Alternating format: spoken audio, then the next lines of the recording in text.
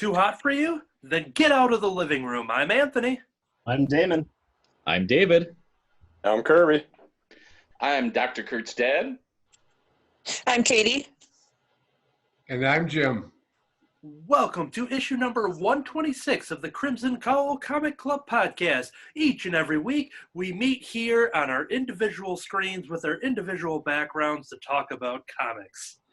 What we're going to do this week, this is going to be our first week without talking about new releases. So those are going to be on hold for a while. So we're going to dive into some things that are on our stack, maybe some from our back issue boxes that we've wanted to reread. And so we're going to do a weekly reviews. We're going to do a letters page. And this week's question for everybody is going to be, if you were in charge of casting the Avengers for the MCU using the original cast of characters of Iron Man, Captain America, Thor, Black Widow, Hawkeye, and Hulk, who would you cast, living or dead, from any era? So we're going to cover that later on in the show. And then we are going to do the news segment in which we are going to cover the giant catalog for the previews of the independent publishers, merchandise, and games, and all that fun stuff. So I will kick it off here with a weekly review of something that actually is brand new. This is a graphic novel called Bites of Terror. This has 10 frightfully delicious tales, and this is written and photographed by Cuddles and Rage. That's what they go by, is Cuddles and Rage. The Cake Creeper cordially invites you to a delicious and diabolical feast where he'll serve you a slice of tasty terror. Enter the world of Bites of Terror, a gleefully anthology of cautionary tales starring hand-sculpted foods in intricate dioramas. Meet an ice cream cone who regrets a wish granted by a sinister salesman, a quarantined strawberry trying to escape a deathly mold outbreak, and a widowed watermelon dying to grow her husband from a seed. Another timely story. Yeah.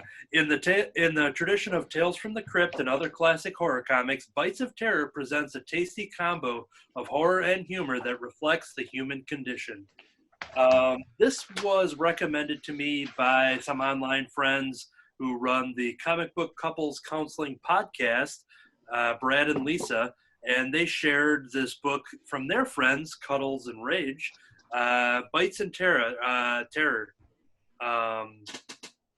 The Liz and Jimmy are their real names. I don't think their Cuddles and Rage was their birth given name. If it was, that would be Could cool. be. That would be awesome. So yeah, this was recommended to me, and I just saw the online preview. I'm like, okay, I just love that concept. And everything is, like I said, the hand sculpted dioramas of food and little backgrounds and living rooms, and it is such a unique book. So here's the one with the strawberry, the quarantined strawberry, and the fear of mold and all that stuff. Right on the cover, you see some cookies here that it cracked open, a fortune cookie. So there's just a lot of cool stuff here, and I want to show you our story on cookie violence. Yes, Cookie bullies. Cookie on cookie violence. Our story is set up and kind of narrated by the Cake Creeper. And in the beginning it says, "Greetings, my crummy friends. I am the Cake Creeper." So yeah, all of these are fun little tales. There is some dark humor to it. It's still, I would still say it's like a PG-13. It's not, there's not a lot of, it's not too graphic in the sense of language and imagery. It's more so hilarity when you see some of the murder scenes. It's quite an impressive collection of work. I did get this. I think there's a couple different ways to get it. I don't know if this is something that's available through Diamond. I had gotten it through Amazon, and since I found out about it late, and they told me that if you show them proof of purchase, they're going to send you the Bites of Terror scratch and sniff card. So I did get that in the mail separately. It actually showed up before the book showed up because I had a pre-order for the book. So they sent this out. So I'm sitting there for a week with the card of Scratch and Sniff, where it says like page 16, panel 3, page 116, panel 3, and it says warning: some scents are not for the faint of heart.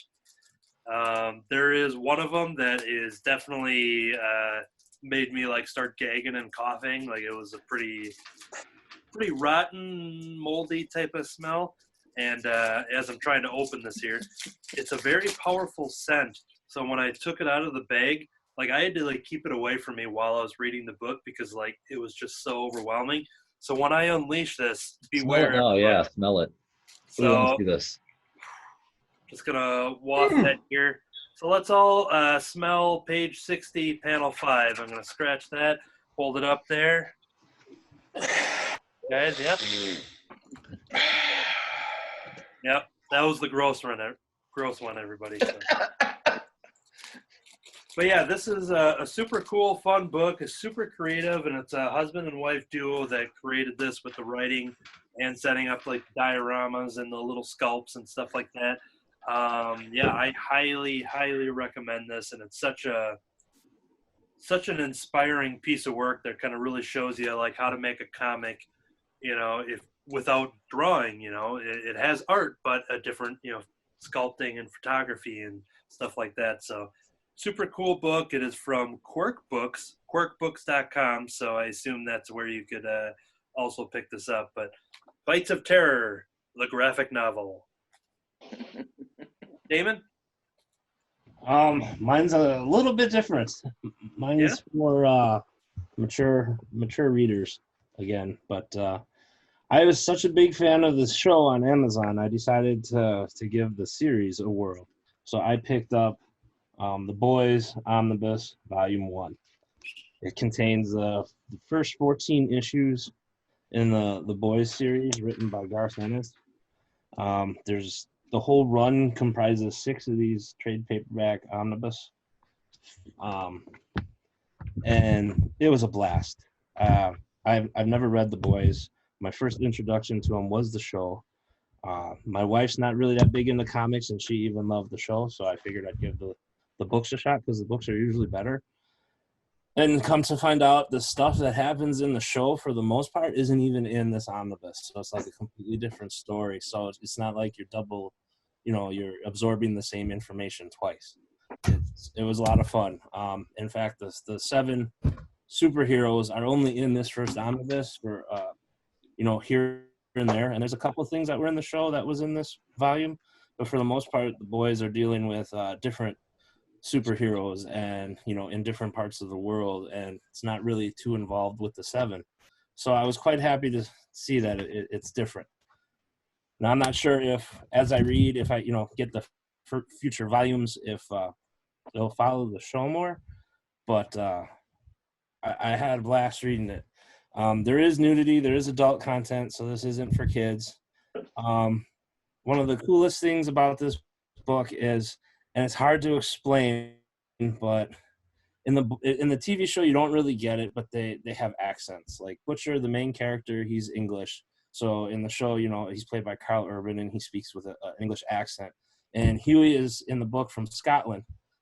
So obviously he would talk with, a nice heavy Scottish dialect. And when they write the words down, it's sort of written in that dialect. So when you read it, it's like you're reading and you're hearing the accents in your mind. It's kind of hard to explain, but the way they write it, it was written in, an English or a Scottish dialect, and it was a lot of fun. Because sometimes you'll get that with Hellblazer, with Constantine, where you'll get some of the, the English, the way they spell it, or his accent is sometimes written out that way. For those of us who haven't watched or seen anything on The Boys, you want to give us a quick rundown on what the basic concept is? Absolutely. What do you do if superheroes are dicks? Is basically the story. The superheroes aren't very they're superheroes for the money and for the popularity. And the boys is a part of the CIA, who's basically their whole job is to keep superheroes in line, keep Okay. track of them, punish them if need be, learn all they can, watch their every move, and make sure they stay in line. And then It's the big definitely seven, a series to watch if you haven't. It's worth watching. It was good. And I'm Yeah. glad he did the books because I was curious if they were following the show or before or after. So that's why I held off. yeah. So far, I mean, the couple of big moments, like the stuff when I don't want to spoil it, but if you've seen the series, what happens to Starlight when she first gets to the Seven, that's in this book. How Huey even gets into the boys, what happens to his girlfriend, that's Yeah. in here. Seeing the Seven in their board meeting and their connection to Vout American, that's in here. And then that's pretty much it from the first season. Everything else in here isn't really in the TV show. And to Dr. Kurt, the Seven is basically what you would call Superman, Wonder Woman, Aquaman. Justice The League. Justice League. Yeah, Yeah, it's basically the Justice Justice League. League, but they're slightly different because they can't use the real Yeah. characters. No. And they're basically given their powers, not really. Right, they're not really born. Okay. They're not actual superheroes. They're superheroes that were made into superheroes. Okay. Correct, and you learn more about that as trying to find a nice picture of the Seven. And while you find that, do you know if The Boys ties into Girls by the Luna Brothers? I don't know. Boys and Girls, I don't know. I'm not gonna touch that one. I'll be here all night. Yeah, Is that a threat? every picture I see with the Seven in there, I can't really show because there's it's just so But happens it's to be like you something. said, it's basically the Justice League, just basically odder Right. version of it. Yeah, it's basically like the Justice League, and there's a lot of heroes. The Seven is just like the major league, and then you have like the minor league of superheroes and others across the world that are given this shot, and like here. Let me just make sure there's nothing inappropriate on here. Okay, here would be a nice shot across the top. You have Aquaman. They actually draw it with a old style diver's helmet. In the center and the back, standing up would be what Superman is. Next to him is the Wonder Woman character. A-Train over here would be like the Flash. And then I don't know who you would assign Star. Maybe Supergirl would be the best option for Starlight, I guess. Yeah. But there is bad language, there is nudity, there is adult themes, Mental issues. and gore. It's action. It's fun. If you liked the show, I highly recommend the book because it is going to be a little different, at least the first volume. Dr. Kurt, if you have Amazon Prime, I highly recommend watching The Boys. It's included in your Prime membership, and season 2 is going to be coming out, I think, next month. And When the show, sorry.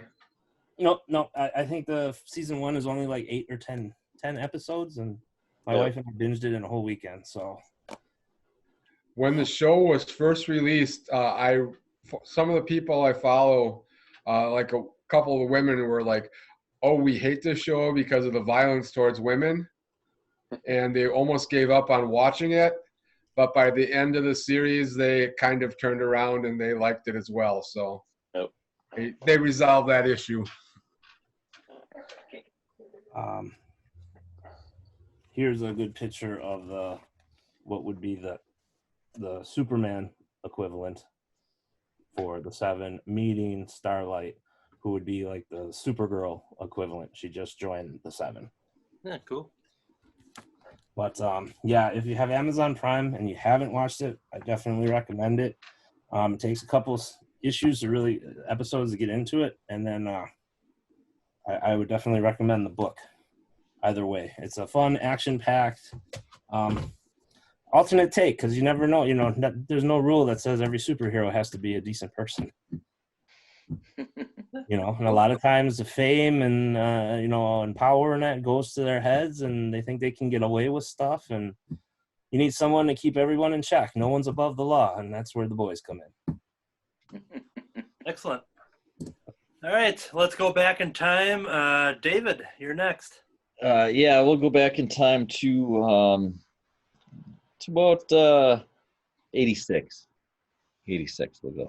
And within a few years.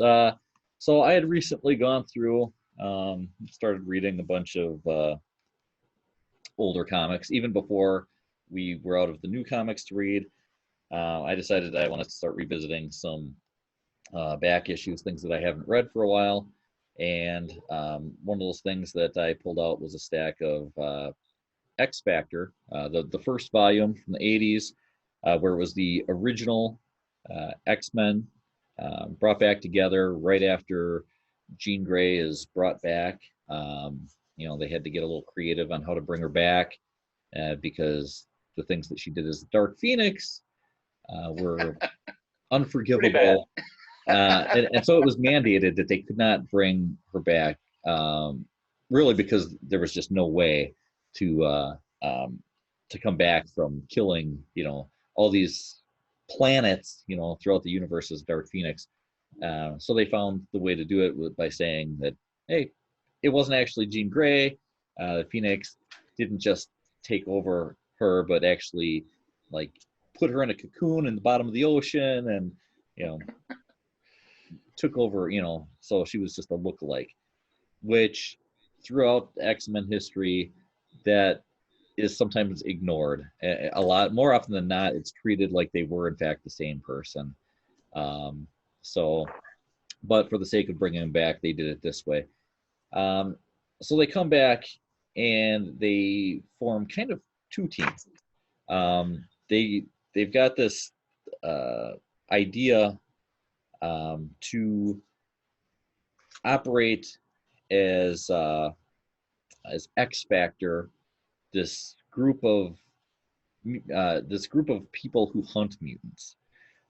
They figure they could pretend that they're mutant hunters in order to get tips and seek out mutants who are in danger. Go pretend they're capturing them to take them God only knows where, but actually they would take them back to their headquarters and they would start to train them in the use of their powers. They would operate as mutants with their powers actually under the name the Exterminators. So they were kind of had this two sides of it. Well, that lasted for a while. During that time, you saw Beast going back to his original state of he didn't have all the hair and everything and was intelligent until something happened to him. And then for several issues, they had a story with Beast where the more he would use his powers, the dumber he would become. So, I can just show you an example of them in their X Factor costumes, where luckily they could all pose as regular people, so that they could go out and investigate these mutants and capture them. So that introduced some characters like Rusty and Skids and Leech and some of those characters. I'm through all the way up to about issue 37, so I'm right in the middle of the 37. The Inferno storyline, where you've got crazy Madeline Pryor making her return. But in between there, when forming the group is when he had Scott Summers left his wife and new baby, in Alaska because he got the phone call that Jean Grey was alive. So he leaves his wife and child, joins the team. Then she disappears. Some other people are disappearing. Some of Jean Grey's family disappeared. So they're investigating all this stuff. And some of those seeds are kind of planted very early on that lead you up to what happens in Inferno. So I don't know if this is one of those things back then, because this isn't like a Chris Claremont thing, and he was known for having this really long, drawn out thing where he would plant seeds in a story, and he wouldn't come back to that for years. And I don't think this was necessarily that case, but it might have been. In some cases, you just have writers that go, "Hey, remember when this happened way back in issue number 1 or 2?" And we didn't really do anything with it, so we'll go back and we'll do something with it. And I don't know what the case was in here, but she's I think it's like around this time she's finding out that she was actually not just a convenient look-alike of Jean Grey, but actually a clone. And she gets crazy, and she's working with all these demons and who are transforming the whole city into weird, monstrous things. People are being attacked by monstrous cars that have come to life and things like that. So there's a lot that happens in between, but the basics of it is you get the original X-Men back together. You get Angel becomes Archangel. Beast goes back to the more human-looking version, and then back to the big, lovable blue furry version again. Iceman has some problems controlling his powers. There's really a lot that goes on through these issues, but I think going back through them was nice because I think some of these issues somehow or another I never read before, and because I was filling in a collection. So over time I would add to it and then realize that, hey, here's an issue or two that I didn't read my first time through because I picked them up after reading through. I've always been somebody who could read just, and skip issues. And even now I don't have all these issues here. I am missing some issues. I'm probably missing more issues now because they're convenient. We have a lack of toilet paper in the world right now. So some of them not good. What? If I had a the well-stocked TP, I wouldn't have to use the crappy comics. What's that? I think David, I have to confess that I'm probably the reason for that because I've been hoarding the toilet paper. Do you need a roll? I could use a roll. I mean, I hate to. Okay. Okay, here you go. Yep, you got it. Thanks. Yeah. That was well played, guys. I got that. Now I can stop using my old back issues. I have to say, I read a lot of the X Factor really back in the day a while, and as I remember, that arc with Madeline was probably one of the weakest points in the X Factor sort of run.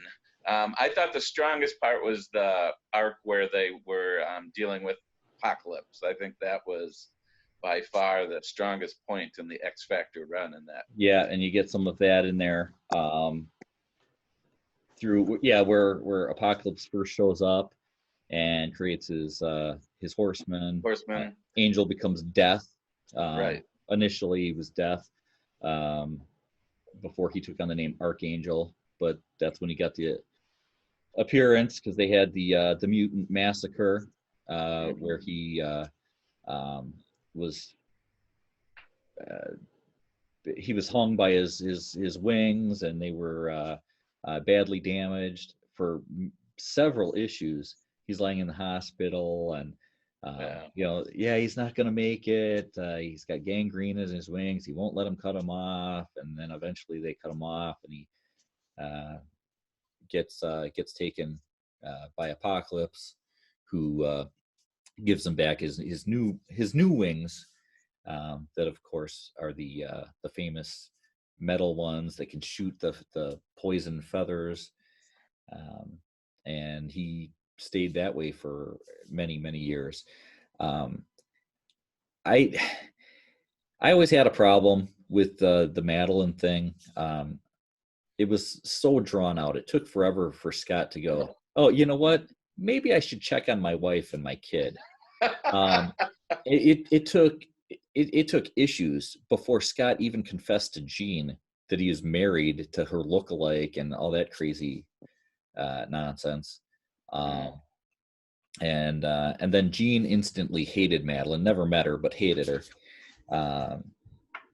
And so, yeah, there was a lot of weird things about that. Just didn't seem realistic. It didn't seem the way it would, really happen. Yeah, it was really a contrived piece of that series, I think. And to try to lessen the blow to Scott's character, with him leaving his wife, they kind of establish even beforehand that he's having some problems with her. So he doesn't just get the phone call and he leaves. There's something that leads up to that where he's just not getting along, but it really doesn't look good for him that he just abandons his family. And then he doesn't even forgets him. Yeah, and forgets him is basically what happens. And then when the X-Men are believed to be killed, Madeline's with them. So they think that she's dead with the X-Men. The baby's missing. At first they think he's dead, then they find out that he's not, and then it's, oh, well, we've got to find him. But that's not even his top priority. He's not like rushing out the door, oh, I got to find my missing kid. So, so yeah, there's... Now, David, you said her name was Madeline Pryor? Yeah. Is she related to Kitty? No, not at Pride. all. And That's Pride, Kitty Pride. Pride, okay. right, she's Madeline Pryor. In fact, turns out to be kind of a non-person, a created person who really doesn't have any connection to anybody. And not to be further confused with Gwendolyn Price, who is the iZombie girl. So Yeah, that's right. Keep them all straight. Madeline Pryor, Kitty Pryde, Gwendolyn Price. So, of course, I'm in the middle of Inferno. I know where it goes. I know that coming out of that after a while, you'll have more Apocalypse. You'll have the issue with his baby being infected with the techno-organic virus and then be sent into the future, which we later learn out is the origin of Cable. Yep.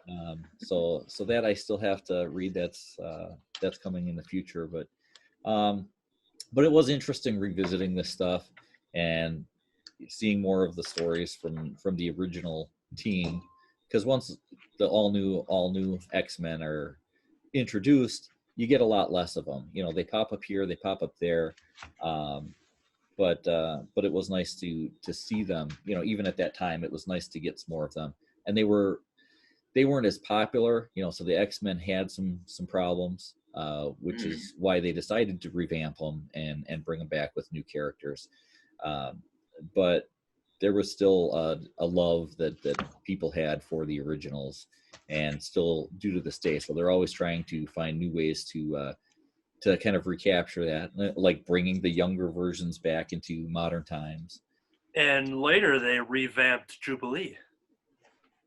They did. They revamped Jubilee. You're absolutely right. Well, and they also will revamp the X Factor, because if X Factor will eventually become a totally different team, and in fact have government sanction as a functioning group for a while, under Scott's brother. Right, and I actually really liked that version of X Factor as well, and that went on for a long time. That version of X Factor, and I don't know how some of the other versions were after, when they became private investigators and stuff like that. I never happened. It was okay, but the mix of characters in that when they became private investigators was kind of a weird mix, because you had the Multiple Man, and you had Rainey Sinclair and Guido. They were not your kind of main X characters at that point. Right. So, but yeah, as we go through this, I'm sure I will finish reading my collection of X Factor. I won't have to skip over as many issues now. There you go. Because I've.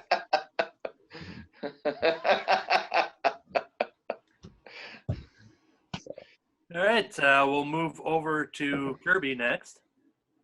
All right, with the worldwide pandemic going on, I came across a comic that takes us back to another crappy time in, well, American history. It's called United. Goes back to the days of 9/11.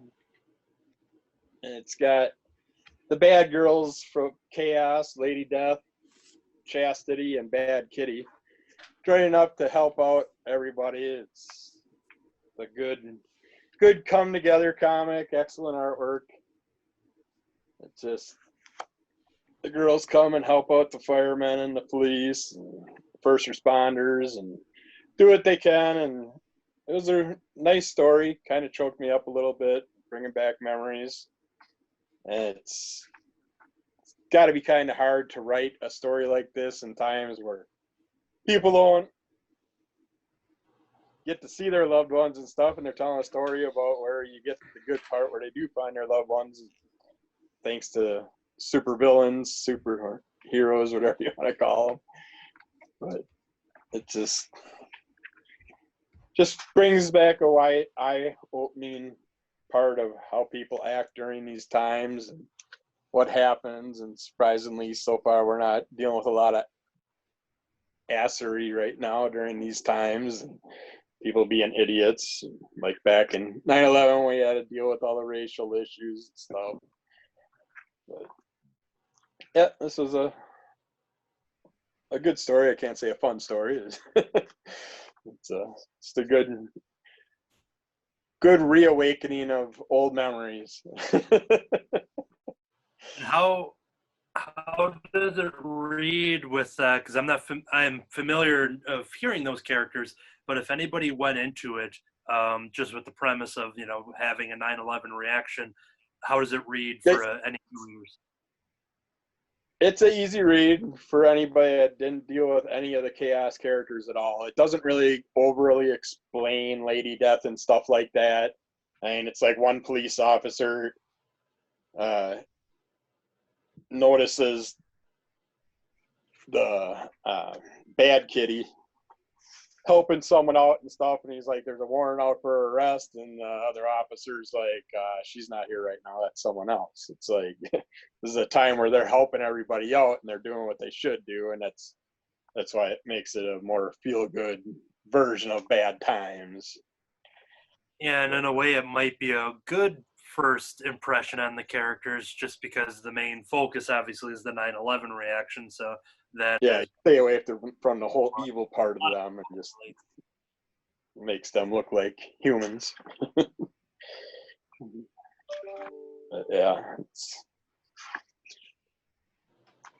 But yeah, good read if you want to just reflect on those bad times.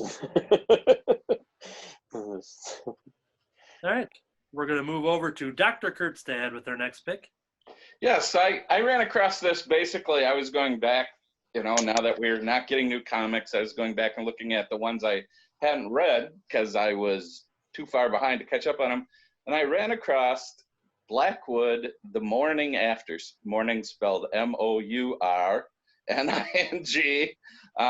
and realized, I ordered Blackwood, and somehow our distributors managed to miss me on getting it. So I went out on the to the e-comics and got the compilation of the first 4 issues of Blackwood, and I found it a really fun, interesting sort of story. It's the story of Blackwood, which is a university. Some kids have received scholarships to go there. They are interested in studying things like the history of witchcraft and strange sort of religions. And they get there and find out that the school is actually for people with gifts in the mystical arts. They've been called in there. The rest of the school, which is studying those other things they came to study, is just a cover. They get there and find out that the dean has released an evil force by reading from a book. And as that all kind of spells itself out, we find out the school has actually been there for hundreds of years. The dean is one of the original founders from hundreds of years ago.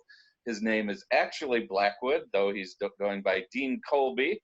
And they had developed a well that would keep the founders of the university alive forever, but one by one they got tired of their existence and wiped themselves out until the dean was the only one left, and he has a bad love affair, and because of that he decides he will read from the Book of Despair, which is causing terrible things to happen on the university now.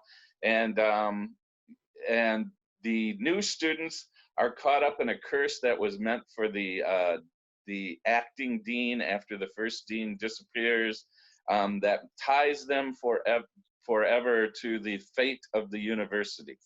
And so they're now stuck there after just showing up at the university, and are trying to unravel all the problems that are going on at Blackwood University, all the mystical difficulties that are there. And we slowly get kind of views into what gifts they actually have and how they function. They manage by the end to unravel the mystery, which is very interesting, but they don't get rid of the curse. And so as you move into the second arc of the story, which is in Blackwood, the morning after, now they have to deal with the fact, we're stuck here forever. What do we do with this university now, which is now assaulted by mystical forces from within and without? And so it's kind of a wonderful mystery. Things are slowly unraveling as the story moves forward. The characters are all really interesting. So it's kind of like a strange Harry Potter story. So certainly I think it's a great story. I'm looking forward to however I get the issues now, continuing the morning after, which only has 2 issues out at this point. But one way or the other, I will find the other issues as we move forward. So Blackwood is certainly one I would recommend for folks. Excellent. Let's move over to Jim.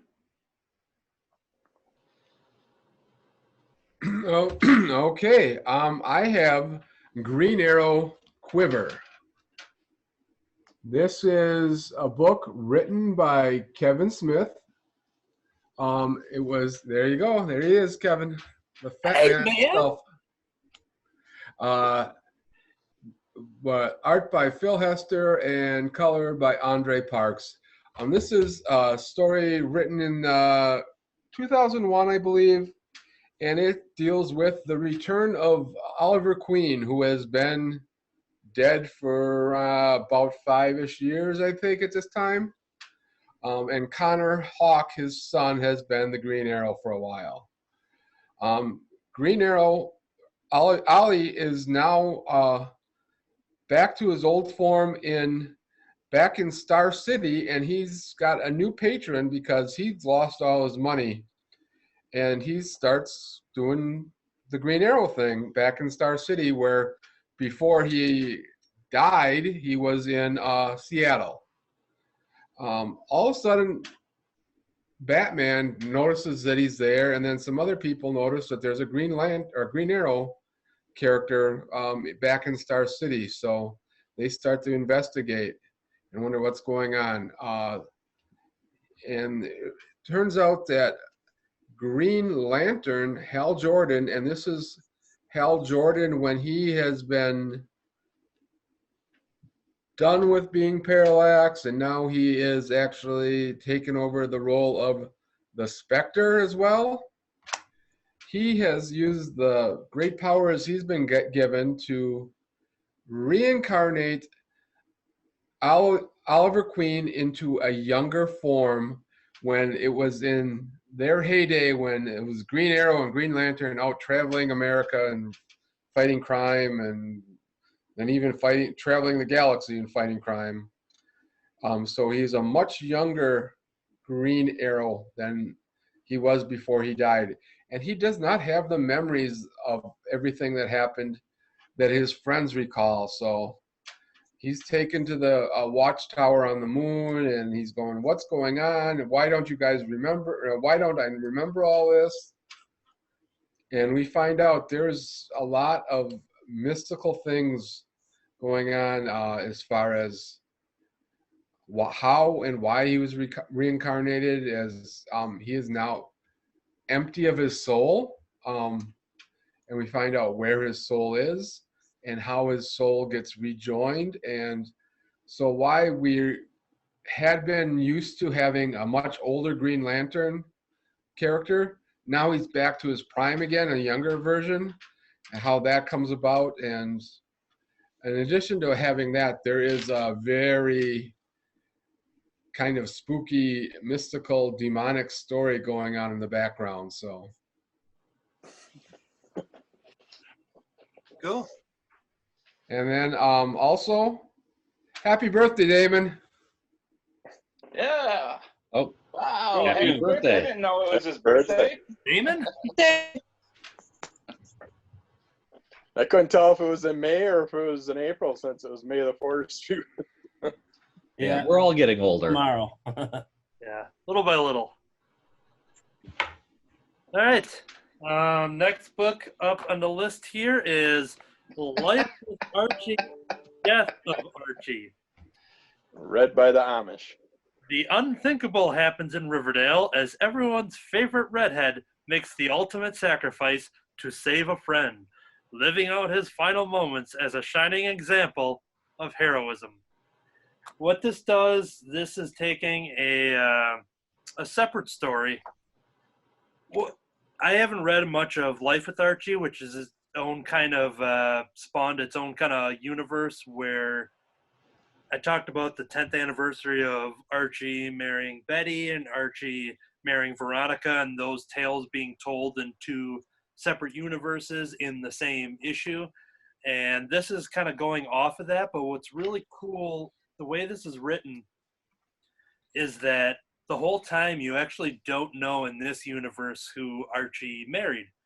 And the way it's kind of played out and just all the different words, it's written very specific so that you are left to keep wondering who it is. And Sabrina. What's that? Sabrina. Nope, that's in the current comics right now. He's dating Sabrina. Okay. But what's really cool about this is that it all starts off with a sacrifice. You've got a possible assassination attempt that Archie steps in front of as he takes the bullet there. And it's all treated in a very serious tone. You know, it has some of the normal Archie type quirks and things like that, but the way the characters are reacting to Archie and kind of thinking about, I think it flashes forward like a year later. I think that's what it is, and it's all building up to this memorial that is being set up for Archie in the after his death. And one of the big setups was, once again, that leads you to wonder who he ended up marrying, was his dying words were, "I've always loved you." And then, both Betty and Veronica are both there. And then it jumps forward the year later, I think. And I do like the cover art on whatever issue this would have been, but it has one of the Pop's shakes there tipped over, spilled across the countertop in a very dramatic way. But yeah, it definitely does take a serious tone, and it kind of just reflects what Archie means to all of these characters, and not only characters, but maybe the greatest character of all, Riverdale itself. That old trope of, New York City is also a character in the story, and that does play into fact here with Riverdale. And it's very enjoyable. You see some flashbacks here, basically like they're their like middle school days or early grade school or something. So you see a lot of people's stories as they kind of reflect how Archie's been, overall, and just how good of a person he's been, and it all leads up to them coming to this memorial ceremony. And once again, this has been out for a couple years now, but you'll find out once they all kind of meet up. All the Principal Weatherby and all like the teachers and stuff are all there to kind of commemorate the legacy that is Archie Andrews. And what's cool is that the last page that I won't show you, but it basically kind of sets up a story that doesn't actually happen. Like it just kind of, if this were the final Archie story, it does a really cool thing to kind of show how these stories keep coming full circle, and they're going to keep going no matter what, even though they don't tell the next chapter in the story. It just kind of leaves you with a very fulfilling ending. So yeah, that's once again another good read. It's very accessible if you haven't read, haven't been following Life of Archie, which I hadn't been. So that it's just a great story about people and what friends and people in your town mean to each other, and especially with the passing of one of those and what that does to the community. So that is The Death of Archie from the pages of Life with Archie. All right, and then we are going to jump over to, I think, Kirby, because I think it's going to be, Kirby and then Dr. Kurt's dad, and then it's a ping pong back and forth between me and Kirby. So, got DC Classics, ooh, Silver Age Classics, House of Secrets in it. Yes. It's issue number 92. I'm getting ready to read a bunch of Swamp Thing stuff again, and I wanted to get back to the origin story. So this is the first introduction of Swamp Thing. It shows the origin story where his partner basically kills him and leaves him dead in the swamp and steals his woman away. And he makes his reappearance back into her life for a few seconds before running off back into the swamp. It's a good revamping of the story, just getting used rereading it for probably the 10th, 15th, 20th time. Then they had a few other good little stories in here. It's After I Die. This one where a husband sees his wife passing away, and as she passes away, she sees something just before she dies, and he gets obsessed with it and wants to know what she's seen and tries killing her nephew, and instead ends up getting himself killed. And his nephew sees what she's seen in his eyes. Never really explains what they seen. You can imagine for yourself. Then there's a story about It's Better to Give. There's a sad kid that runs into a hobo. He lost his balloon, so the hobo digs out of his pocket and gives him the last of his change to go get another balloon, and all of a sudden he has a sink in the junkyard that just starts dumping coins. So he ends up running around buying stuff, giving a lot of the money away, buying things for other people and stuff. And a little hoodlum comes up and whacks him on the head, kills him, takes his coins away, and runs off. So the little boy said, "What did you do to my friend?" And then he's got a new balloon, and he gives the balloon to the guy, and it takes over his body, surrounds him, ends up popping, and you just imagine he just disappeared. Put in your mind whatever happened to him. Then there's a little trick or treat story, 2-page story in the end. There's a fun little thing about a guy. He's got a connect the dots picture, and if you connect the dots, you get wonderful. Your life will change forever. So he does the whole picture up, connects the dots, And of course, it's a picture of a creature that comes to life and walks out of the painting and ends his life. Just fun little House of Secrets comics from the days of old, and starting with an excellent story of Swamp Thing. That was everything that was in the original House of Secrets '92. Yeah, it's basically a reprint, Silver Age reprints of the originals. So. Yeah, anytime I've reread that Swamp Thing story many a times, but I've only seen it in where it was just that story, or it was in the back of a trade paperback or something like that. So yeah, Yes. I've never actually read the other stories. Yeah, I've had this for quite some time. I remember reading it many times. So. It's fun going back to the horror. All right, let's move over to Dr. Kurtzstad. Adler, number 2. This is a pretty recent comic, but it's great because I've always been a great lover of Sherlock Holmes. But Sherlock Holmes had one major drawback when you read the stories now. He was a sexist, misogynist sort of character who didn't have a lot of respect for women. So it's great to see this story in which one of his main adversaries, Irene Adler, is set up as the primary character, along with a whole series of other people from literature. We have Miss Havisham, if you remember Great Expectations. She was part of that particular book.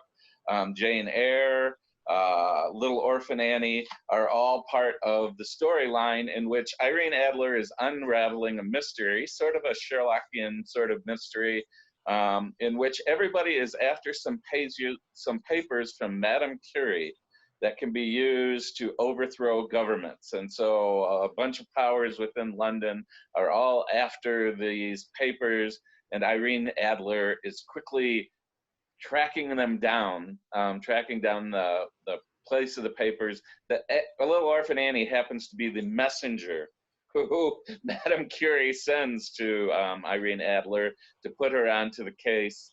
There are moments of murder. In fact, one of Sherlock Holmes's main characters is killed off in Adler in the process of the chase after these papers. And interesting and surprising people are introduced as part of the group that are all seeking to control this information. So if you like a good mystery, if you like Sherlock Holmes, if you like, as I do, stories in which they bring together characters from different literary pieces who now all interact, then all of that is part of this story. And it's just sad we've reached this point. This is another point that makes me realize I'm really sad that now it's harder to get these comics, because now I've gotten into the story and suddenly the flow of those comics is kind of cut off for us. And so that's too bad, but I'm going to continue to seek out this story because it is a fun story to read, appeals to many of the things I find interesting in literature and comics. Dr. Kurtzstad, I have a question for you, please. So of those list of people you named, when they say Madame Curie, they're talking Marie Curie, correct? Right. Okay, Yep. My question is, I am also interested in this series, but one thing that I kind of felt was, I don't know if unethical, but a little strange to me is that they were combining a real person with a bunch of fictional characters. Can you tell me a little bit more about how that works, please? Well, they've done that in other stories as well. If you read some of the later Sherlock Holmes stories that other people wrote, they introduce historical characters as part of the plot that then interact with these these fictional characters. So there are some Sherlock Holmes stories where he goes to Sigmund Freud to deal with his drug abuse. Or there's one where that was a bad choice. Yeah, they run into George Bernard. He runs into George Bernard Shaw in a story that takes place where there are murders among an acting cast. So What they do Okay. is they take historical figures like Madame Curie, who obviously has come up with a new discovery that can be used both for positive results and negative results, and then introduced her experiments and discoveries as a part of the plot within this mystery story. So that's how they're working these characters together right now, is to say she's the one who's providing information and experimentation that governments can then use for their own purposes. Okay, very interesting. Yeah, I mean, I guess probably the best answer is just read it and see how. Those stories you're talking about are not Arthur Conan Doyle canon, right? Those are other people. Yeah, they're later taking the Sherlock Holmes character and placing him into different environments than Conan Doyle. For sure. Yeah, and they're doing some of that. You know, they've done interesting things. Not to give too much away, but this will reveal one major thing. Moriarty is central to Conan Doyle's sort of work with Sherlock Holmes.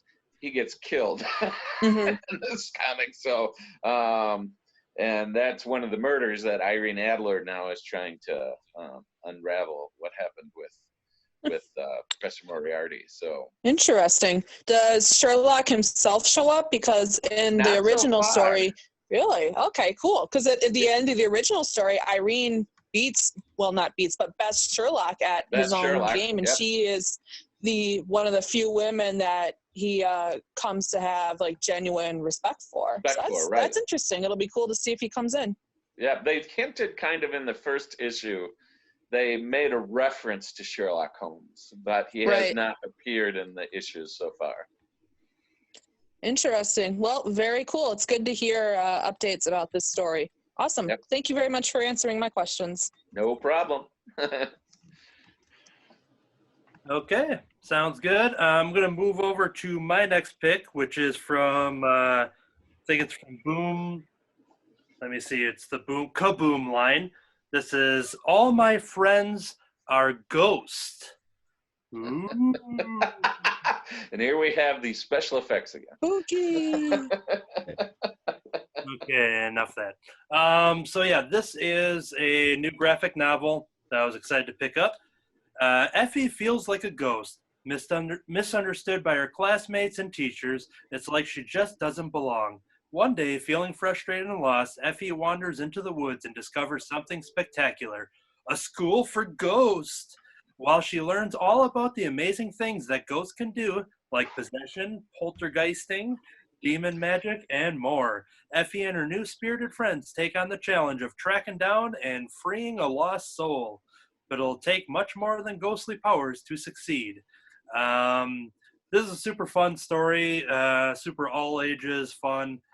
Dealing with Effie in the beginning here, kind of being an outcast. She is, she spends time trying to like not go to school by pretending she's sick, and there's some hilarity in the beginning of her trying to convince her mom that she's sick, and it's basically she's down on her luck. She's missing the school bus. She's outsmarted by the other classmates, and she's just kind of called out in class. So you just see this whole string of bad events that are happening to this character. And as she's walking into the woods, that's where she meets these three ghost entities here, these characters that are, it's a pretty quick transition to being to meeting ghosts to then just accepting them and just being like, oh yeah, you guys are cool. So I do kind of like the fast pace of that, because I mean, I'm sure there's a lot of stories where people encounter a monster, a demon, or this or that, and then you've got a whole chapter of them just trying to figure it out and understand it and believe it. And this kind of just gets through all that and just jumps right into the story, which I really liked. And it is dealing with some bad guys, some monsters, some dragons, some things that are basically lost souls that are just kind of stuck out there that they have to then try to free. And that kind of, so it's a villain slash person they're trying to save at the same time. But it's a super fun book, and it is really dealing with, it has a good message to it, dealing with it deals with bullying and kind of addresses that and the importance of what that could do to somebody, and how you could see this character's point of view on the world and the friends and all the the bad stuff that happens to her. Even though there's some people that are inflicting or being the cause of some of this, those people themselves, the bullies, are also going through something. So it is one of those kind of stories dealing with that too. But yeah, it's a one-shot graphic novel here. Totally a lot of fun. I really dig the art style. I don't know how to explain it, but it just kind of has a lot of kind of like a lot of splashy color, and it's very vibrant. It's pretty cool. It doesn't. It kind of has like a watercolor-esque feel to it in a way. Got like an anime style kind of blend. It's got a bunch of different things. It's kind of cool, but very accessible to new readers of comics. It's its own separate story, and yeah, might be a good one to get some younger readers. You want to show us the picture of the ghosts again? Yep. Well, let me cue to them here. I want to see that again too, because from what I saw, one of them reminded me of one of the Court of Owls guys. That's what I was thinking too. It looked like the Court of Owls. Yeah, actually, she had on the cover as well. And yeah, Court of Owls. So they do kind of address of like how these how they've taken on these different forms, and I'm trying to remember now because this is like a week and a half ago that I had read it, but I think there was some. I don't know if there was some where they could choose or they couldn't choose, and it might be, like, oh, I died and now I'm this owl, like I'm this owl character. What was the title again now? All My Friends Are Ghosts. Okay. But yeah, cool. it just that title, that's what drew me to it. I'm not familiar with the creators all. This is a acclaimed writer S.M. Vidari, who wrote Iron and Steven Universe. And then artist Hannah Krieger, who is known for Psychic Mansion. But there's a new original graphic novel about discovering what makes you special and helping others be seen for who they are. But yeah, this is super fun, and read it all in a sitting. It was entertaining, and Boom and First Second seem to do those kind of graphic novels that I don't want to put down. Like, there'll be some being like, okay, there's a pretty heavy material, bookmark it, I'll come back to it tomorrow or something. But these are very entertaining that I just kind of lose track of time and just go through it all right away. So yeah, I recommend it. And if I happen to see those names pop up, I will probably follow their work elsewhere. So All My Friends Are Ghost from Kaboom, from Boom Studios. Not to be confused with All My Friends Are Social Media Algorithms. That's something completely different. Okay, next up is Kirby. All right, we're taking a little trip back in time and going to Kirby's stack from the past for a quick look at some of the Bronze and Silver Age comics. First one I have here is Aquaman number 23. Ooh. Sadly, this is falling apart, so I don't want to show too much out of it. I believe this is 19. Come on, you can come out of here. 1965. This was printed. But you got Aquaman. Must have ran out of things to write about, and they decided to jump the shark. I was kind of surprised they'd do this early in the book, but they have Aqua Baby is born, and he's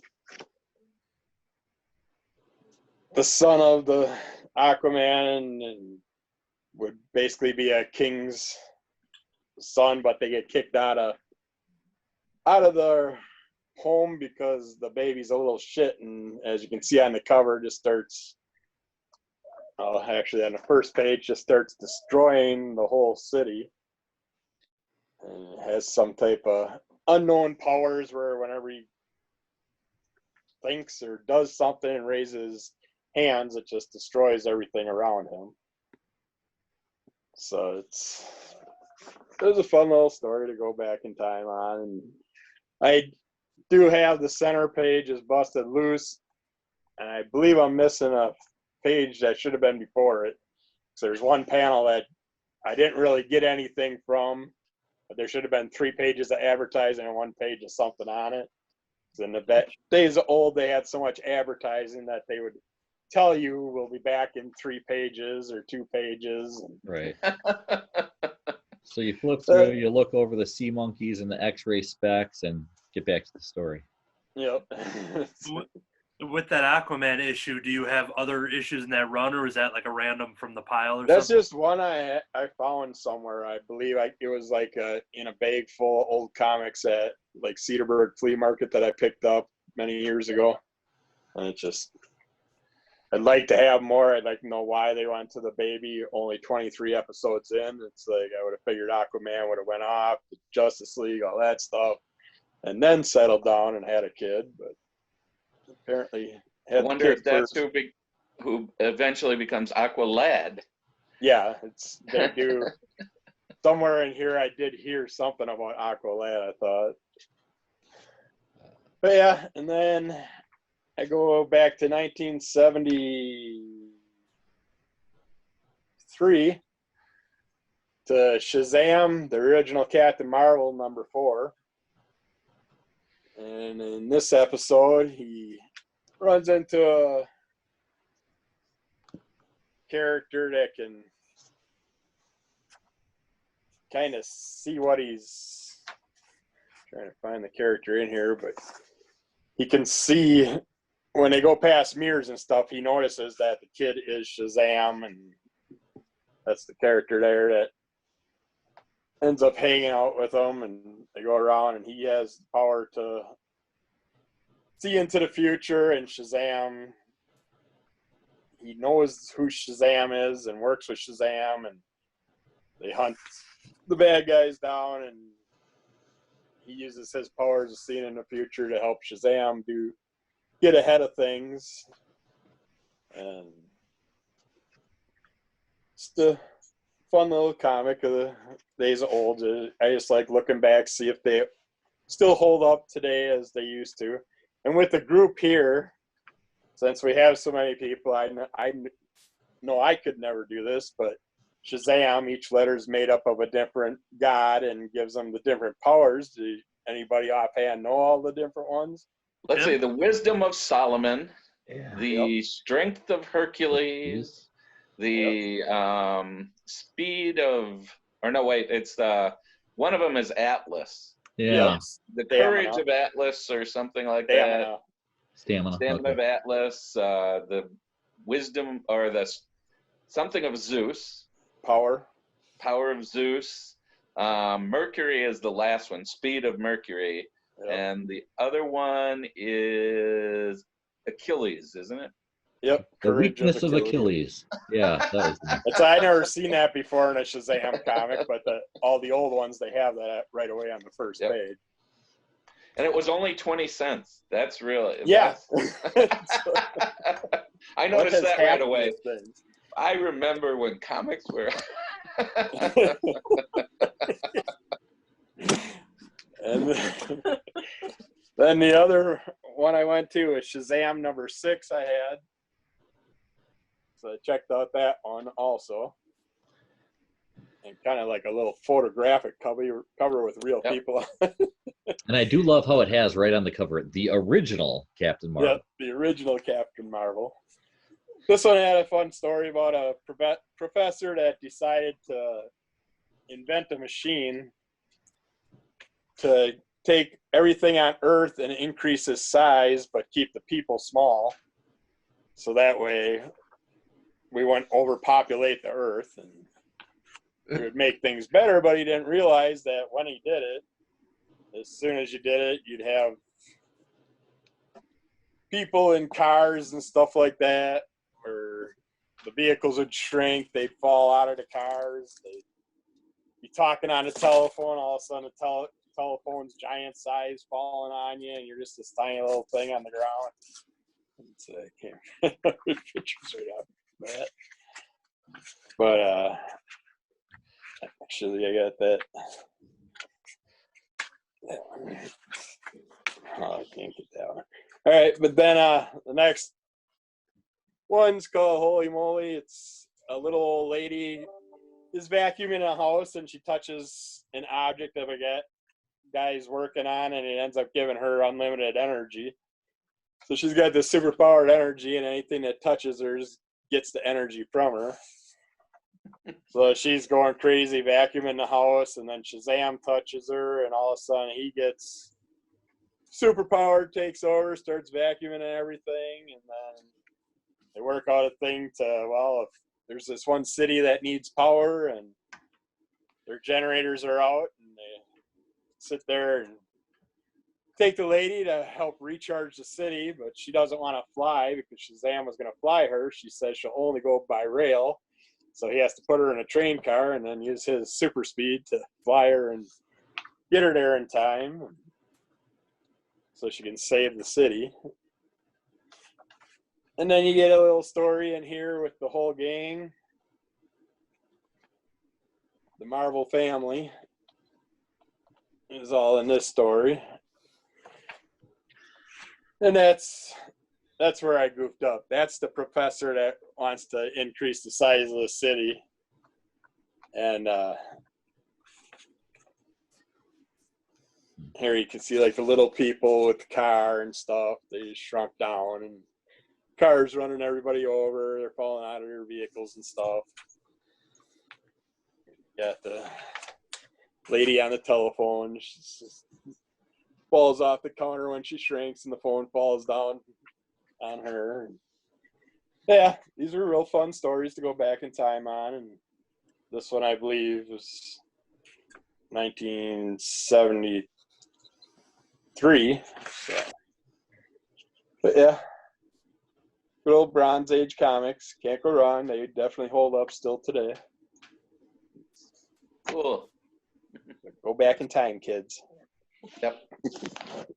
Take the time machine. Okay, the last title here for our weekly. Well, I'm afraid I have to leave. I want to slip out. I've got to do some stuff for church before game night tonight. So take care. Good to hear from you all. Got some good ideas for my reading. So thank you. Happy Bye. Easter. Happy Easter. Happy Easter, everyone. In 3D. He's got camera issues. I got. Speaking of 3D, hold on. Okay, I got my We might be coming to this church meeting. Monsters vs. Aliens glasses. Ooh. I wonder if you'll be able to see this in here. Think that would. Do I look any different with those on? Yeah, you do. Okay, so Put on the screen. Okay, so my title here I'm talking about is the Madman In Your Face 3D special starring Frank Einstein. I'm going through what I'm calling the all read, all read. I've been doing it for the last couple months. I've been going everything from the beginning of his career to current. Some of that is a reread. Some of it is reading for the first time. And It's not going to help you get your comics faster. I'm trying my best. Anything. This here turned out to be one of my favorite comics. What it is, it's a reprinting of other issues of Madman, including one bonus backup story, but presented in 3D this time. Madman is a character who is formerly somebody who he didn't know what his former life was. He had gotten into an accident. He some mad scientist brought him back to life and stitched him back together. And they were big fans of Albert Einstein and Frank Sinatra, so they came together and created Frank Einstein. And when he gave him a costume, they created a costume based off of this comic book character called Mr. Excitement with this, the exclamation bolt, as they call it. And I say that as a setup because this story is reprinting an issue where Madman goes he's trying to find himself back into this reality, and he's being led on this journey by his comic book hero from the pages of Mr. Excitement. And one of the coolest things that Allred was doing during this run, he did Madman Atomic Comics in the 2006, I think it started. And what he was doing in that series was very exploratory for his art style, and doing a bunch of these like different gimmicks, or just trying a bunch of different things, which reading in the letters pages you would see some readers kind of have some issues with. And Allred would print those kind of letters, but also just kind of say like, well, I know this, I write these stories, they're not always going to connect with everybody, but they have to connect with him first, and it's him kind of exploring his own style. So in this story, this is one of those things I wish I had all of you guys were here in person, because the 3D of it all is one of the best things I have ever seen. Now, this issue does come with the Madman 3D glasses, and looking at this stuff, now I'm not a big 3D person when it comes to seeing movies in 3D. If I got some friends that are going to see it, sure, that's fine, I don't care, but it's not something I particularly seek out. I've talked about, whoa, David. Kirby, you've got some 3D glasses. I don't know. I don't know if it's going to work through. It actually, I get a little bit of it. It's giving a little. I don't see it. Do you? Now, check your glasses, Jim. So I'm not a big 3D guy. This is probably the best thing I've ever experienced in 3D before. That makes me wish that movies had this kind of technology, and I'm just talking about a paper comic book here from 2014. Everything just pops out. It is remastered in 3D by, I want to get this guy's name here, Christian LeBlanc, who I think probably came back to do those last couple pages in X-Ray Robot that we talked about the other week, where he went through these old stories of Madman and reprinted them, but just converted everything to 3D. Now, what he does in this story with, there we go, that's the example from X-Ray Robot. Allred explores 20 to 30, maybe even 40 different art styles as Madman's going through this crazy adventure trying to get back to his reality. For instance, there's like a Bugs Bunny type looking style. At first I thought it was a bunch of guest artists working, because Allred's very much about having artists do his pinups and a guest artist and guest pages and things like that. Allred's all about promoting other artists while doing his own art. And I thought for sure, I'm oh, cool, that he kind of had somebody contribute for each page. And then I would find out that Allred did all these different styles and kind of, mimicking and really capturing that. And the ultimate art expert could probably look at every panel and be oh, this is a Todd McFarlane, or this is a Jack Kirby, or this is a, going into Looney Tunes and this and that, and this is a Jim Lee. The other cool thing in this story, it reprints a story from Madman Atomic Comics number 9, but now it reprints it in 3D. And this comic might be the greatest comic ever made, the individual story, because it is the world's longest panel. Now, when you read this in this issue form, I'll show this version so the 3D of it all doesn't show up. So every page of this comic just continues down a street, and it's a giant fight where Madman and the superhero team, the Atomics, you got It Girl and Mr. Gum and the whole group there. But it's one long panel that goes for the entire issue. So we're talking 22 to 28 pages. And if they're fighting these crazy alien snake mouth fish monster type things. And as you're flipping through, it's just one continuous action, and you see the characters multiple times on the page to kind of really show the action of where they're fighting and everything. And I wish I could show this all like without flipping. You know what? Actually, I have a way of doing that because I have it as a T-shirt too. So this shows all of the panels together. Now, I wish they did like a giant beach towel or something, because then you could just like put it all in a lineup or something, or put it on a roll of toilet paper like the Spider-Man Hulk story I shared the other week.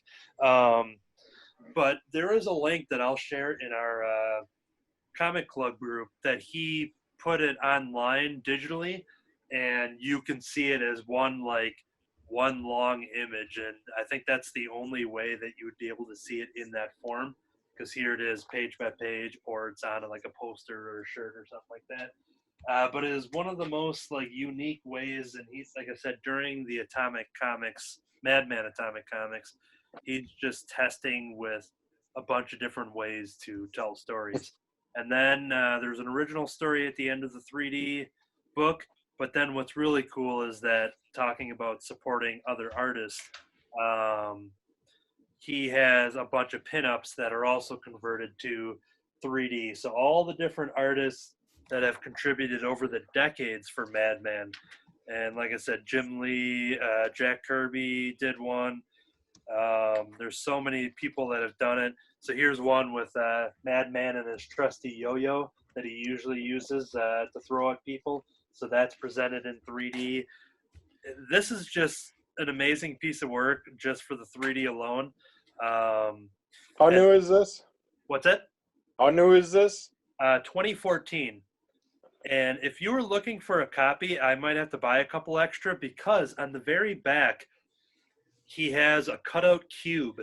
So he's done that in the past with other things where you cut up the back of the comic. So I made this diorama of It Girl and the Atomics, and this was like the back page, and I taped it all together and did all these crazy things. And then there was another one with Madman, and then it had like little spinny wheels to change his expressions and change his eyes. Somewhere bird is crying. Yeah. And so he's doing like all these crazy things. So now I want to get a copy so I can rip off this back cover, In front of send Kurt. it to Kurt, and then assemble the 3D cube and look at that in 3D. But Well, yeah, to get a deal for more than one, put me down for one. yeah, and I think most of the copies I see online are usually sometimes around $6 or $7, but it's a really thick comic. Comes with the 3D glasses. But yeah, I was thinking about just buying a couple anyways, just to have them on hand, because yeah, it's just such a super unique gimmick, and it's done so well. So Cool. yeah, that is the Madman In Your Face 3D Spectacular Special reprint, and that will do it for this week's weekly reviews. This is, once again, the fun part for our video viewers here, seeing me pause the recording. Look behind the curtain. Yes.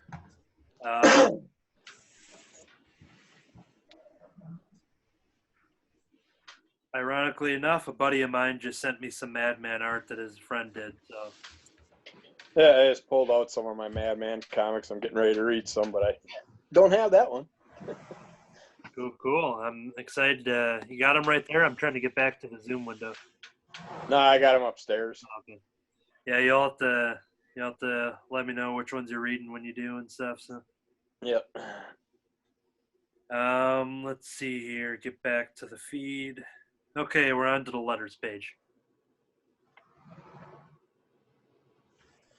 Damon went to go get his Madman Omnibus. Yeah, There is one. There's there should be. I got enough of their trade paperbacks. yeah, there's a couple of them that are out of print, and then he just said that they're doing the biggest collection he's ever done, including stuff that's never been published. It's going to come out next year. They're not going to do it in an omnibus, but they're going to do like a slipcase and just like several volumes in one giant. Like it's probably going to be like a $200. I'd rather have that anyways. Yeah, it's going to be like a $200 or $400 thing, and I just like finished my journey of like getting all of this old stuff.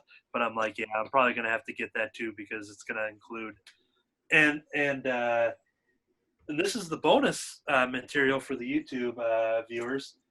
So his first work was something called Graphique Musique. And I'm just covering up some possible nudity on here.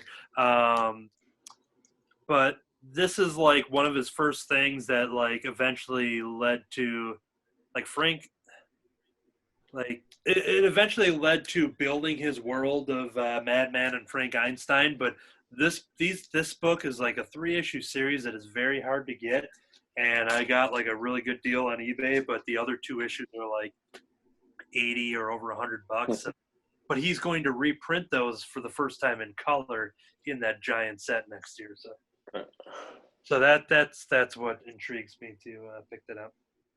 I like how you covered up the possible nudity. Like maybe there's nudity.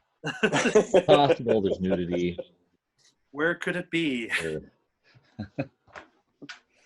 Yeah. Okay. I'm gonna hit record for the audio. We are recording. Okay, here we go. Welcome to the letters page. This week we have a big question here that took a lot of homework, I think, because there's a lot of characters to be named here. If you were in charge of casting the Avengers for the MCU using the original cast of characters like Iron Man, Captain America, Thor, Black Widow, Hawkeye, and Hulk, who would you cast, living or dead, from any era? So once again, there's no restrictions, no limits. It just, if the person exists, you can cast them. Let's say it's even a cartoon character. You want to put Bugs Bunny as, Iron Man or something. You can do whatever you want. Now you tell me. So yeah, you can do whatever you want. It's basically just casting people into the MCU. Does anyone want to kick us off? If you're ready for it, I can go. All right, David. Well, I gave this some thought, and I'll just run down my list. All right. For Iron Man, I think Robert Downey Jr. was perfect. I can't picture anyone else doing an Iron Man as good as him, but for the sake of the topic, my next choice would be Stephen Lang. For those that don't know him, he was the bad general in Avatar. I just watched him recently in VFW. He's, I think he'd be a good pick for Iron Man. Some of my picks might be obscure, but yeah, I thought it was Scott Lang, but that's Ant-Man, the fictional character. But you said Stephen Lang, so yeah, Stephen Lang. For Captain America, I'd kind of like to see what Thomas Jane could do.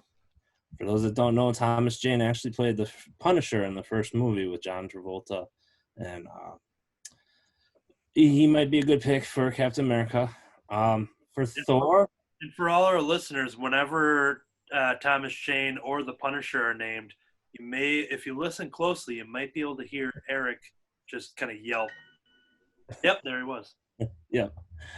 For Thor, this was a tough one, but I had to go, and I know I'm going to get beat up for this one. I had to go with 80s Dolph Lundgren. Like how he looked, like Rocky IV kind of He-Man, Masters of the Universe. He had the gold hair, the blonde hair. He had kind of the physique. His English ain't the best back then, but Thor's not that great today either. But he had the physique and the look. I think he could have pulled it off.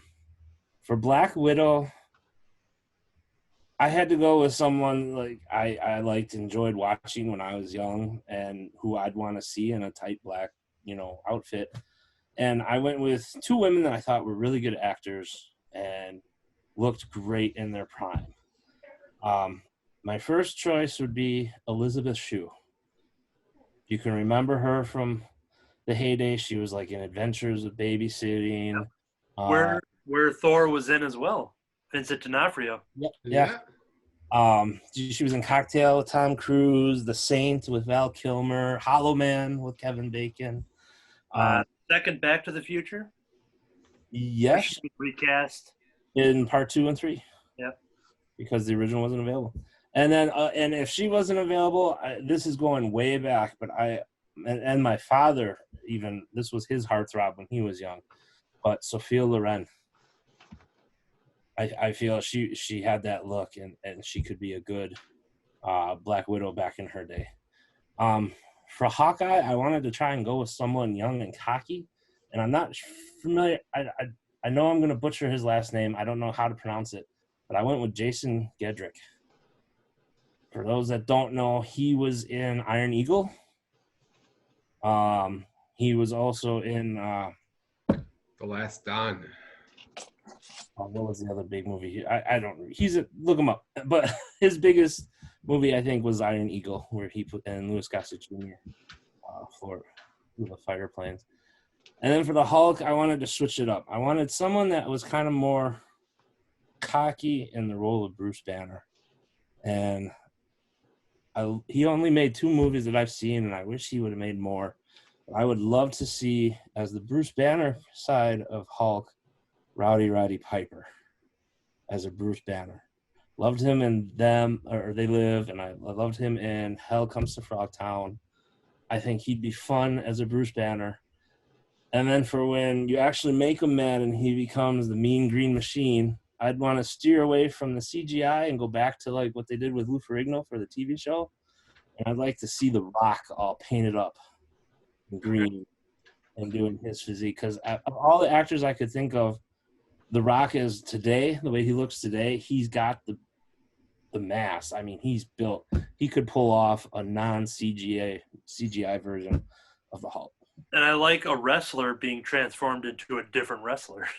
Yeah.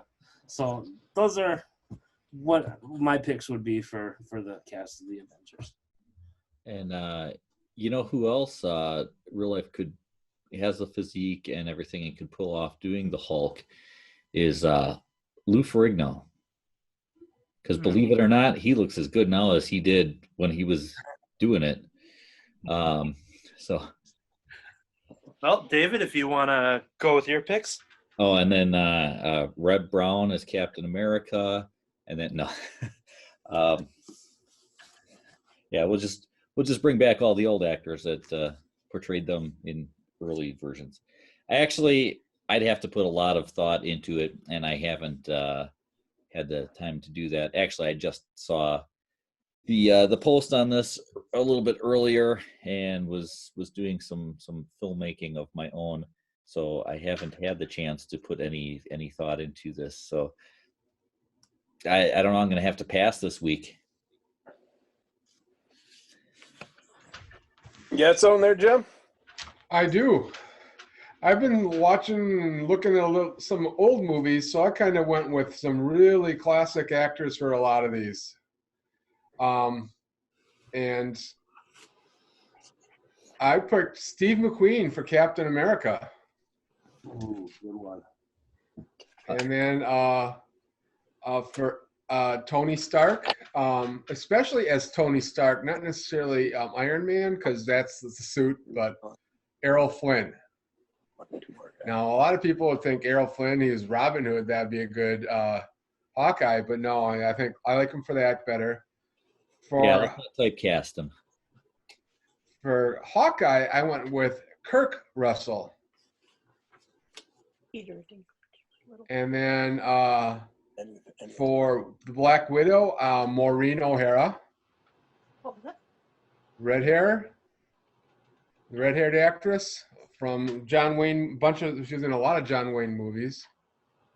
And for the Hulk, I went with Lou Ferrigno. I mean, like David said, he could still do it. And what was the last? I mean, it's been a few years since I've seen him live in person, but even seeing him in pictures and everything very recently, he still looks great. You would never guess how, what his age actually is or anything else. He looks amazing for especially considering his age.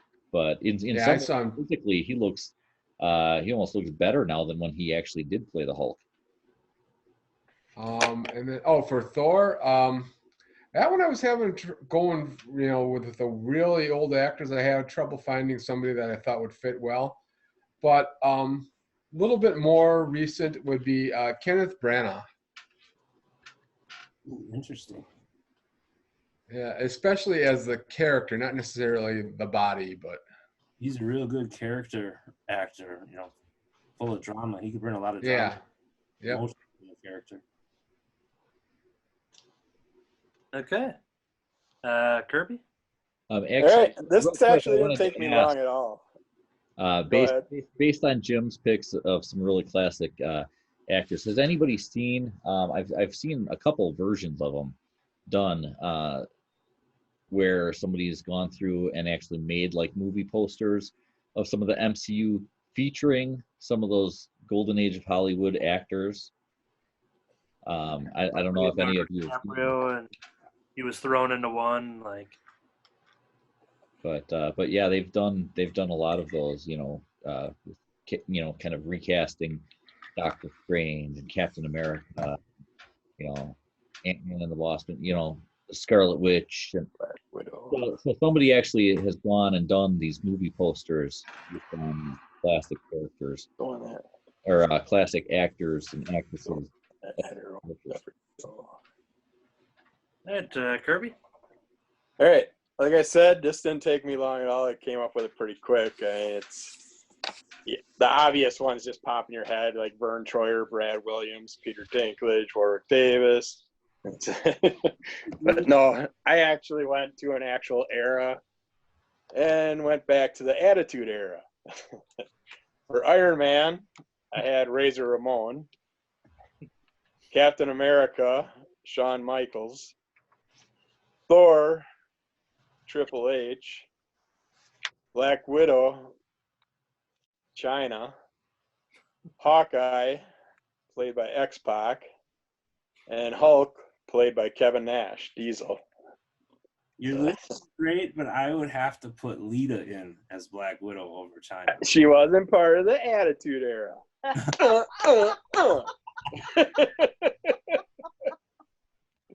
You gotta be D-Generation X to be part of the DX group. Okay. But yes, Lita was my first pick for the female for Black Widow. She's badass. She can flip around like crazy. She's got the athletic skills for it.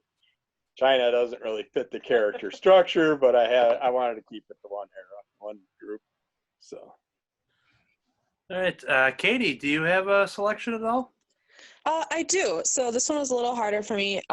Like Damon, I do feel like Robert Downey Jr. is like the best choice to me to play Iron Man and Tony Stark. Like I can't really imagine anyone else, and I feel like he himself probably can't either. He's become that character. I do like Chris Hemsworth as Thor. So it would definitely be typecasting, but I feel like early 2000s era Kinsale could be Black Widow, obviously because they're play fairly similar characters. What else? So the one where I'm like, I think I would most want to recast would be the Hulk, but I don't have any strong person to put in there to be Bruce Banner. What else? So we know he can play an archer who doesn't say a whole lot, so I would put Orlando Bloom to be Hawkeye. Again, typecasting, but why not? And then he made the joke in the first Avengers movie for his Lord of the Rings character, right? Yeah, exactly. Yeah, Legolas. Yeah, you can keep the line in, Precisely, yeah, it would work great. And then I think it'd be kind of a stretch, but I would maybe put either Humphrey Bogart or James Stewart as Captain America. And then for the rest, I feel like I'm maybe missing someone, but we'll just round out with characters from the Tiger King in the Avengers. We'll really need some help after that. All right, excellent. All right, I'll end it here. So going through the list, and yeah, there's an animal that just swallowed Kirby's viewpoint there. All right. Oh, there's Kitty. Tiger King. Yeah. All right, so thought long and hard on what I could do for the recasting. Starting off with Iron Man, I was thinking I wanted to kind of go outside the box, and I was thinking Sarah Michelle Gellar. So I'm going to go with Sarah Michelle Gellar as Tony Stark, Iron Man. And then let's see here, we have Captain America, and I was trying to think who could play that kind of like period piece person, and I decided to go with Sarah Michelle Gellar here to play Captain America. Then we have Thor. So I'm thinking, all right, who's got like a Norse god energy, some strength and, stuff, long hair. And I'm going to go with Sarah Michelle Gellar on this one. Black Widow. That was going to be a tough one because I'm trying to think here. All right, there's a lot of different, like female actresses that could play the character, and I'm trying to figure out like who could really do it. It's got to have a lot of combat skills. And I thought maybe Sarah Michelle Gellar would probably be a good one to play Black Widow there. Then I'm thinking Hawkeye. Okay, you got to have somebody with the archery skills, obviously. And this person, I think could do that. It's going to be Sarah Michelle Gellar. I'm going to cast in that role. But I was really stuck on the Hulk because you need somebody strong. I mean, you think Hulk, the strongest Avenger, and you may see Thor could maybe argue that, but I'm thinking someone super strong. And the only one that came to mind really, and you're not going to guess who it is because I set this up perfectly, but it's Sarah Michelle Gellar. I would cast as Bruce Banner and the Hulk. She was going to play both of the roles. So, yeah, I guess that would be my ultimate MCU recast. So, yeah, Shelley also chose one person for her casting, and that was Vincent D'Onofrio as a Thor. Is still her favorite from Adventures in Babysitting. Excellent choice. All right, then we are going to move on to the news.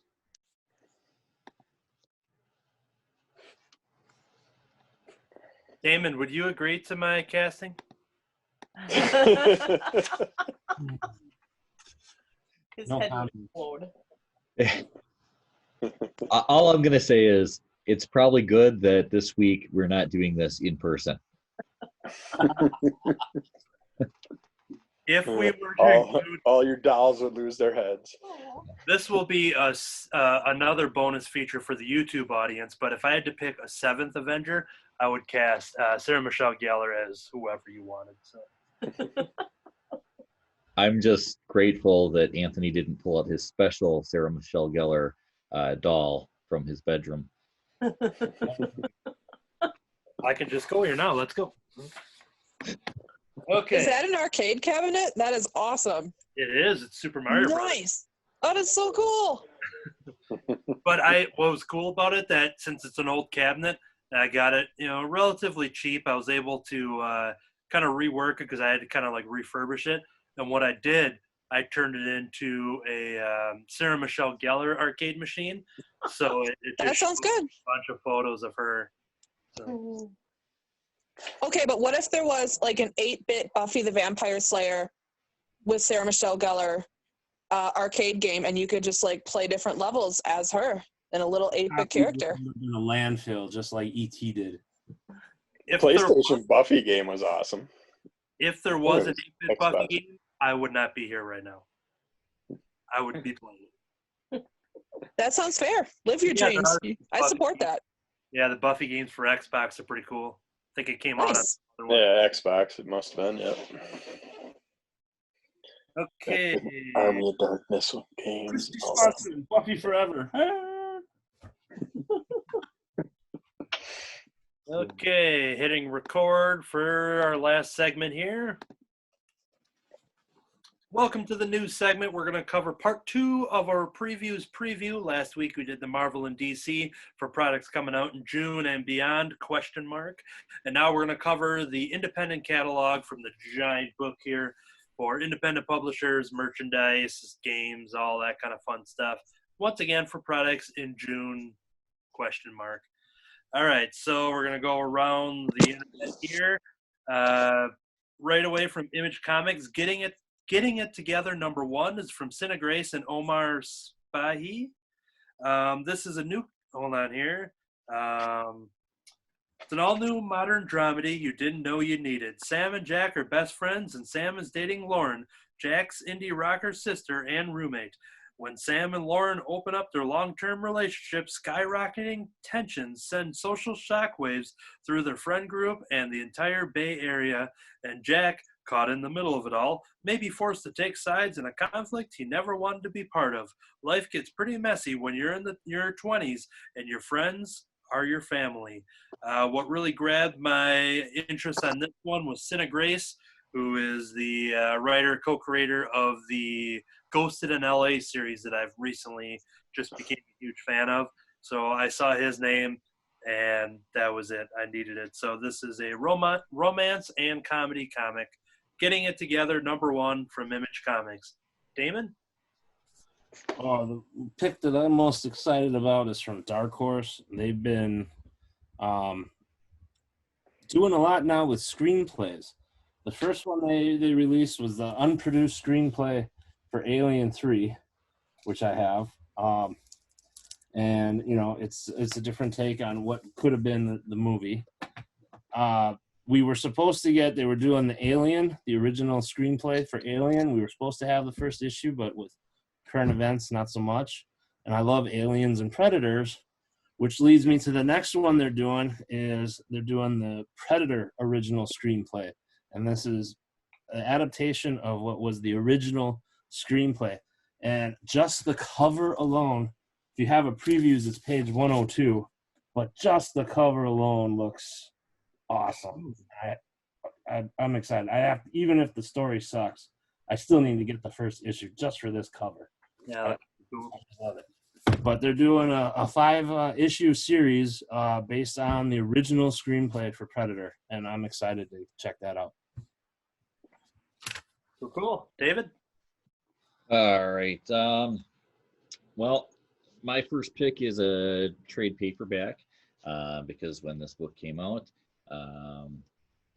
I was going to pick one up. Didn't pre-order it, but we had some on the rack, and we talked it up on the club and sold out.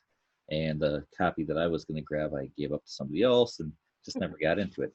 But that is Undiscovered Country, the trade paperback. So if you missed out on the individual issues, like I did, now's your chance to get in on the game. So yeah, slated for June 17th. We'll see if that happens. But yeah, then the rest of us can actually get a little caught up on what's going on with what seems to be a fantastic title. Yeah, I've been waiting for it to come out in trade paperback form since I heard Damon talk about the first one, and I'm hoping it has all the stuff that's in this single issues, but it's like $10 for 6 issues of comics. I don't know what you were paying for the individuals. That's a pretty good deal. And Image likes to do, when they do their first volume, they always keep it that like $9.99 price point. So it's possible it could still include it because future trade paperbacks would be like normal price. But I could also see a world where they're like, well, that's the exclusive for getting the individuals. So yeah, that'll be interesting. So see if that's included. But I wouldn't let the price kind of throw you off. Oh, $10, you can't go wrong. Yeah. All right, so that's your pick 2 there, or you want to go on to your next one? Well, that was my one, but I can go to my next one. They're coming out with another Orville 2-comic special. This is going to be between the next season to the new season that's coming up. Although Orville season 1.5, or that's also available. Okay. And yeah, when seemingly hostile Krill ships cross into Union space, the Orville intercepts. Captain Mercer learns they are en route to a planet that left the Union decades ago under mysterious circumstances. Scans have discovered a moon-sized construct above the planet, and the Krill intend a preemptive strike against the presumed weapon. But is it? That's so, yeah. The last two-part ones they had last season were fun little stories. I'm looking forward to this one too. It's the Orville launch day. Cool. Katie? Yeah, so my first pick is going to be from Dark Horse. It's called Barbalian Red Planet, 1 of 5. It is by Jeff Lemire, and it's coming from the Black Hammer universe. So I've had a lot of fun reading that. I've read through all the main volumes, and I think this would be a really great addition to that story and tell us more about Barbalian's life on Mars before he came to Earth. Excellent. Jim?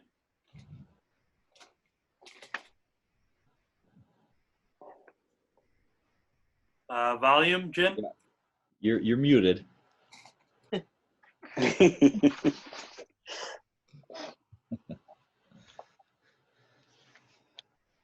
all the time Can we you have. hear me now? Take 2. You hear me now? All right. From Image Comics, they have a new limited series called Bliss coming out. This is going to be an 8-issue run.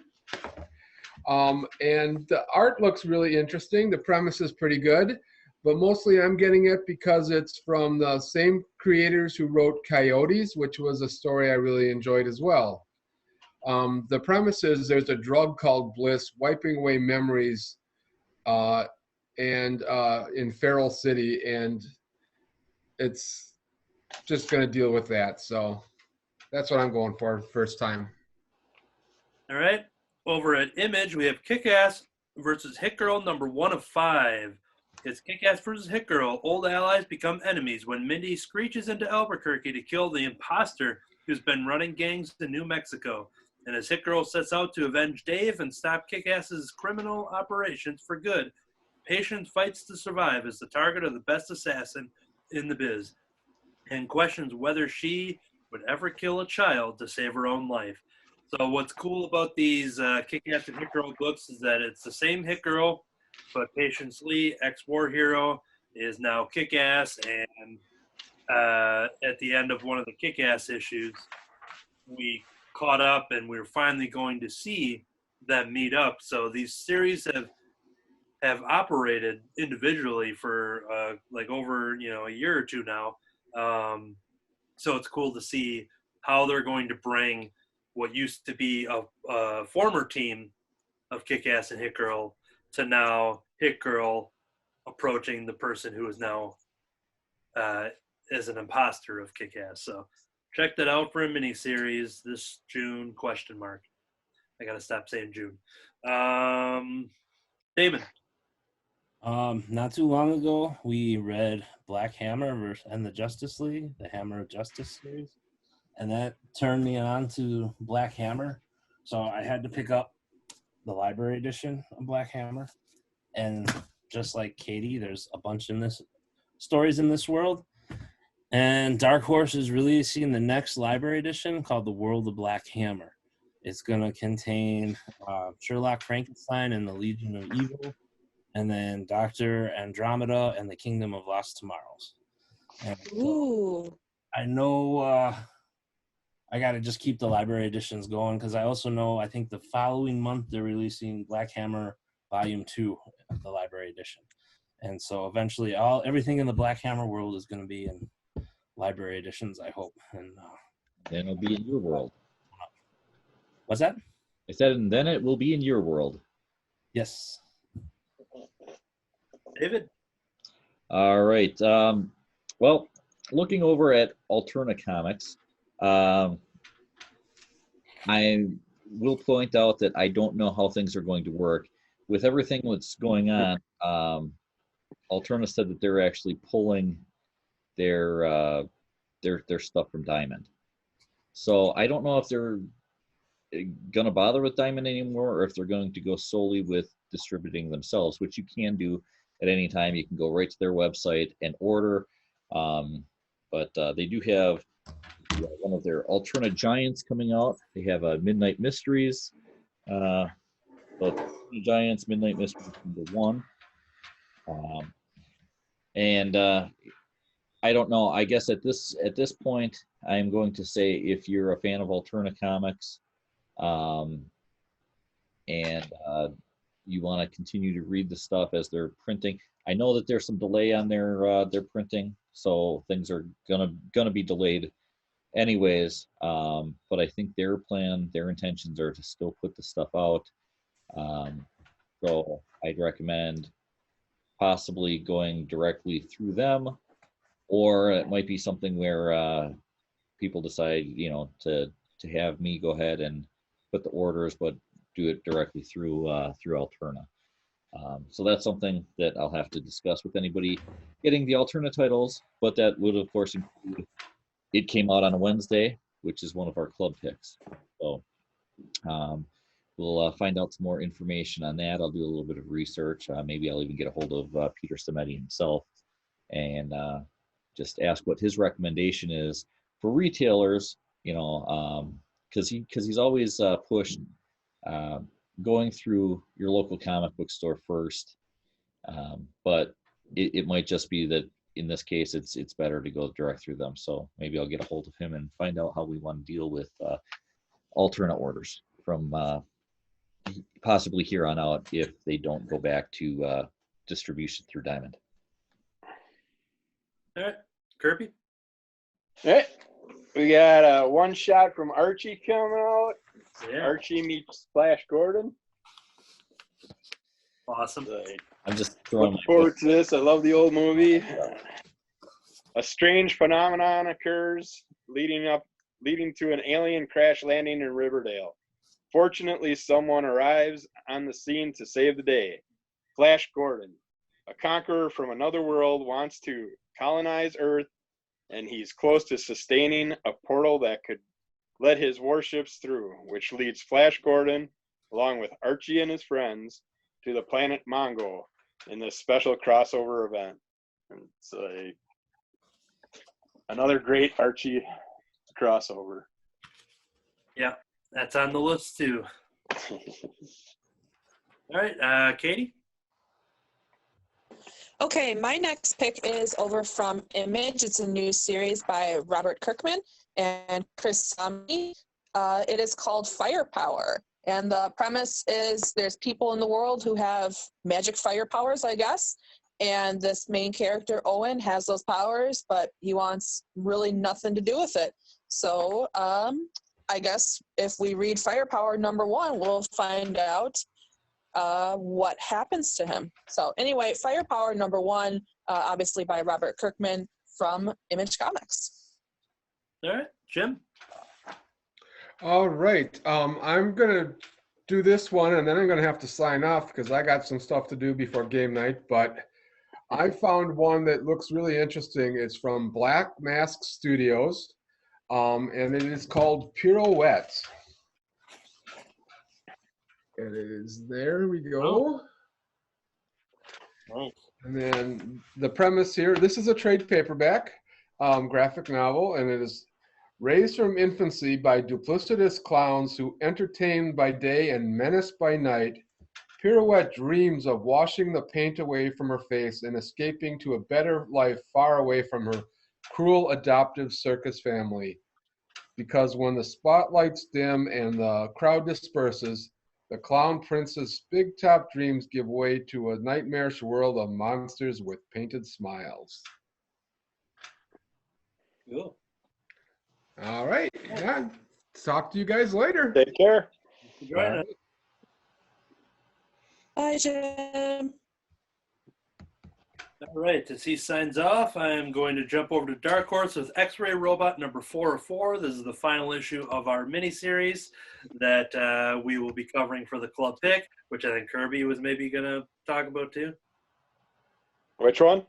I thought you were reacting to that. I picked X-Ray Robot, so. I got that already. So yep, I just had to give a shout out on that because originally I was going to appear in that one, but then he bumped me to issue 3. But then after he heard how many copies I ordered of issue #3, he said I should just draw you a #4 and everything else I do. So hey,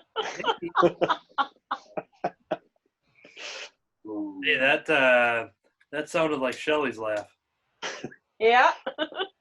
I'm listening. Yeah, she's floating around this room somewhere. Like Katie's muted, so it was either Damon or Shelley. All right, so moving on, Damon. Got a fingertip in there. Quit picking my nose. It is also from Dark Horse. They're getting a lot of my money this month. It's the trade paperback for 47 Ronin. I don't know how many of you know the legend of the 47 Ronin, or maybe seen one of the many, many movies that have touched or talked about the legend, but it's a real nice legend and tale from Japan that I really like, and it's written by Mike Richardson and Stan Sakai, or I'm bad with names, but I don't know too much about the book. I never even heard of it until I saw it in the previews, but it's the whole thing. It's the first time it says non-paperback for the first time, 47 Ronin trade paperback. Don't know too much about it, but I'd be definitely interested in checking it out because I'm a fan of that story, and I'd like to see it, in comic book form. All right, David. Actually, I've got nothing bookmarked right now. All my bookmarks were picked by other people already. So I guess I'm done. All right, Kirby. I'm going to knock out 2 on one page here since we're narrowing down. You got Metal Shark Bro number 2, Assault on Hamzig Island number 1. Which I don't know about the number 1 of Metal Shark Bro. I definitely would like to get it if you can. But the last we saw of Metal Shark Bro dude was transformed back into a regular shark that swam off into the sunset. It was a classic revenge mission. He killed a lot of people, got the giant floating eyeball, ate a lot of grub, and defeated Satan's nephew. Unfortunately, this victory was short-lived. A demon hamster kidnapped his bestie, so now he's forced out of his sharky sabbatical to fight off Cthulhu dudes, mutant alligators, magic demons, and his own aggression. This is just a classic Kirby comic. I got to get this on. Yeah, that checks out. The other one on that page is Murder Hobo, beaten, broken, and buggered.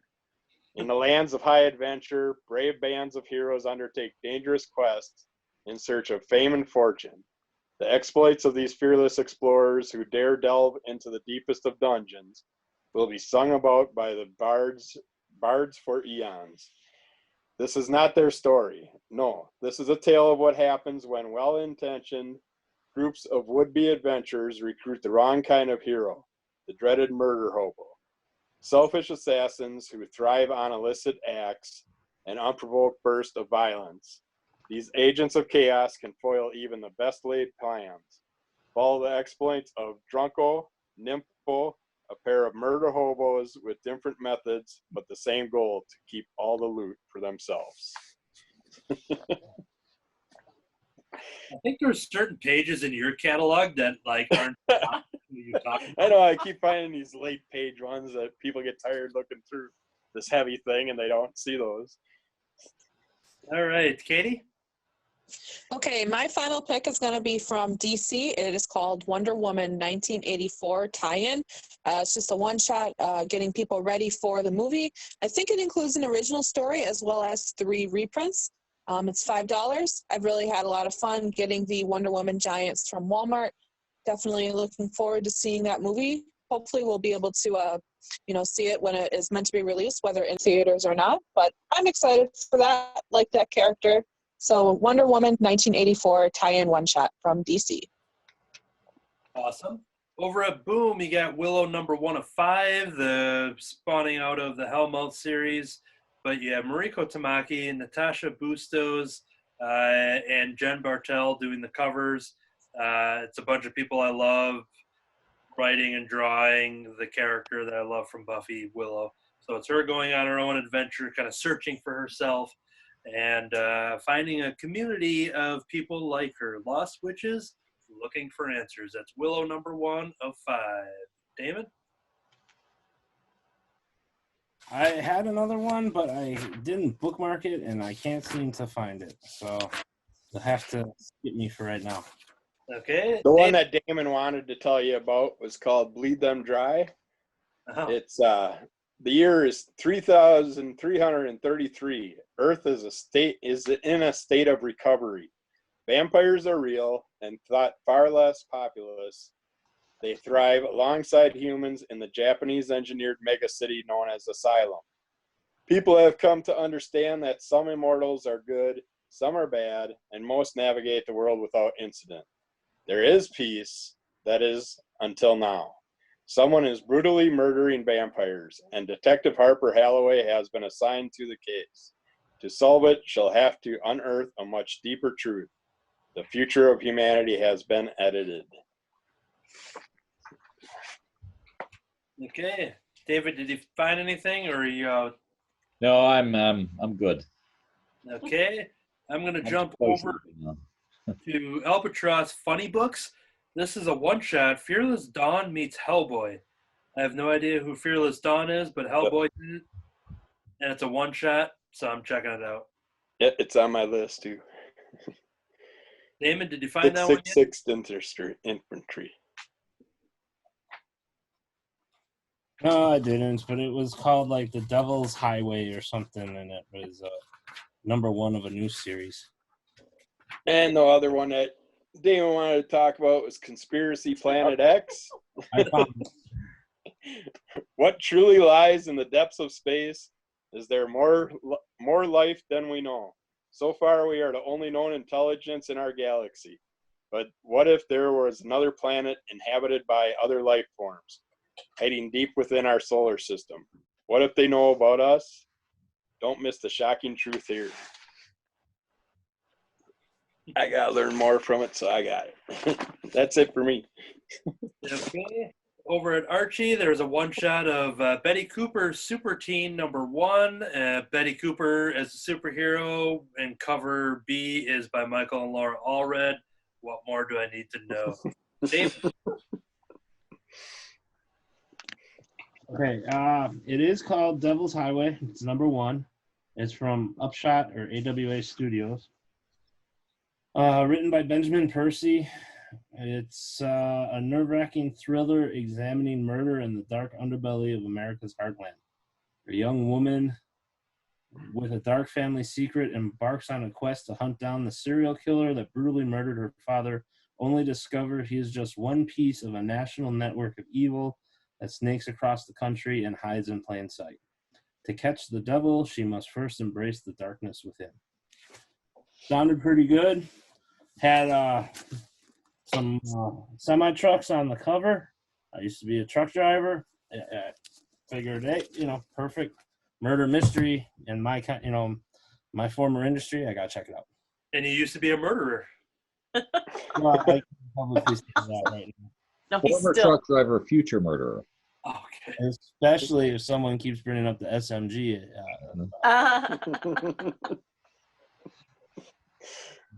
Okay, then I'm just going to barrel through with what's left here. From Buzz Pop, there's an Archie Andrews Where Are You hardcover. It's an activity book. It's like a coloring pages. It's kind of like a Where's Waldo of Archie Andrews.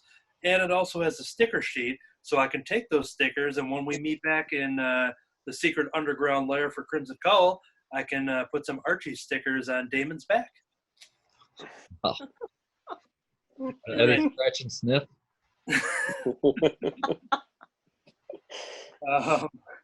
Moving over to... I just gotta say that future murderer thing might be a true statement. This one sounds like Buffy. I might have to zoom in even when we break free of the quarantine.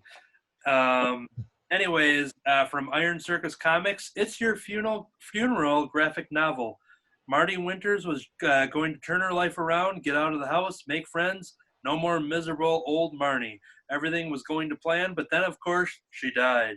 Now Marnie's a ghost trapped on Earth, and the only one who can help her is her over-enthusiastic alien social worker, Zell, whose job is to help ghosts close the file and pass on.